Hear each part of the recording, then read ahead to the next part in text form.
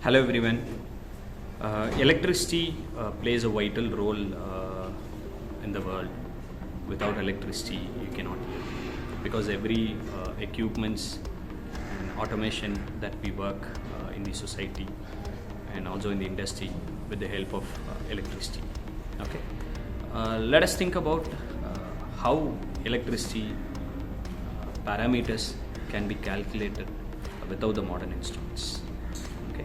But right now we have plenty of instruments to measure and to use it for the right purpose. But in the olden days, before the era of the instruments availability, there is a lot of laws which are used to calculate the electricity. Okay, so let me take you into the electricity, and there are three major parameters in the electricity. One is voltage, that is the potential difference between two ends, and the second one is current. The current is defined as the flow of electrons from one end to other end. Usually the current path will take place only if the circuit is closed, but the voltage is its potential difference. It can happen even at the open circuit condition. And third parameter is power. The power can be differentiated in two ways. One is DC power and AC power. So when we have an AC power, so let me multiply the voltage and current and can be called as a power. In case of AC power, the power can be considered by multiplying the voltage, current and the power factor. Okay. So let me take only into the DC circuit for the better understandability. Okay. So these are the three major parameters which is actually in the electric power. And one parameter is called resistance. It has to be considered. It always opposes the flow of current. The resistance is defined as the property which is to oppose the flow of current. Any material in the world have a resistive power. For example, if we take a bench, it has a resistance. If we take a car, it has a resistance. If we take a wood, it has a resistance. If we take a plastic, it has a resistance. If we take a glass, that have a resistance. Even the human body have a resistance. So the resistance, the role of the resistance is always to reduce the electric current.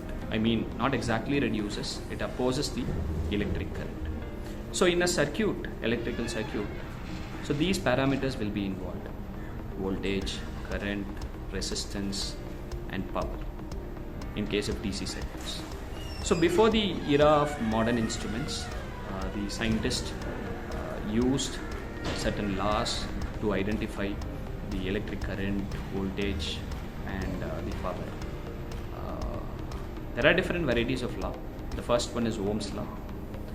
And Ohms Law is nothing but the current is directly proportional to the voltage and the inversely proportional to the resistance. When resistance increases, the current decreases. When the resistance decreases, the current flow in the circuit will be increases. The current depends on the voltage that is supplied to the circuit.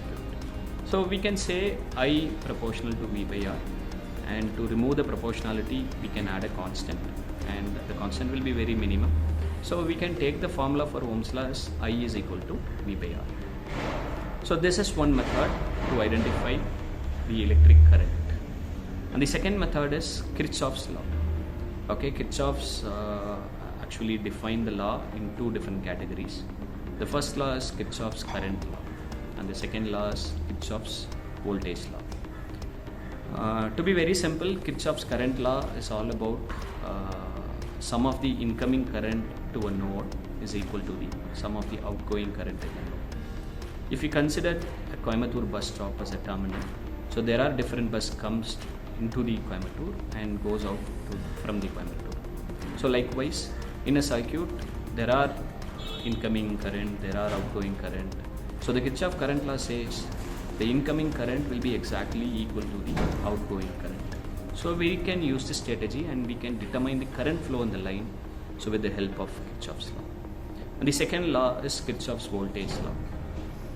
So the voltage law can be determined. So with the help of a simple concept, the potential drop is equal to potential rise. So you may have a doubt in your mind, what is potential drop and what is potential rise? So potential, let me take a potential drop. Potential drop is nothing but, as I said, any body have definitely will have resistance, and if the current flows in the line, okay, that resistance will make the current to get dropped. So the voltage formula according to the Ohm's law is V is equal to IR. So definitely if the current pass through any body, there will be a reduction in the voltage, that means drop. The reduction because of the resistance. So we can determine the voltage drop with the formula V is equal to I into R. So if we know the current, if we know the resistance, we can calculate the potential voltage, and when the body intakes it, so then that is called as a potential drop. For example, if we use a resistance, the resistance will limit the current. So when we calculate V is equal to I into R, the current is limited. So the voltage also will be reduced. If I give 100, so 95 voltage will be there. So when the reduction in voltage is called as a potential drop. Then what is potential rise? So potential rise is all about to be considered when we have a battery. Okay. When we have a battery, okay, the battery can be explained in two things. One is potential rise and potential drop. So usually if we don't have a charge in the battery, we go to the workshop to charge it.